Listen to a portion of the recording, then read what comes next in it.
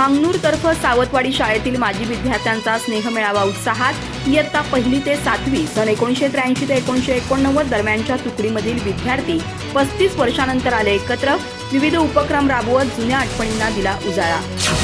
गडिंग्लज तालुक्यातील मांगनूर तर्फ सावतवाडी येथील शिवराज विद्यामंदिर प्राथमिक शाळेतील माजी विद्यार्थ्यांचा स्नेहमेळावा उत्साहात झाला।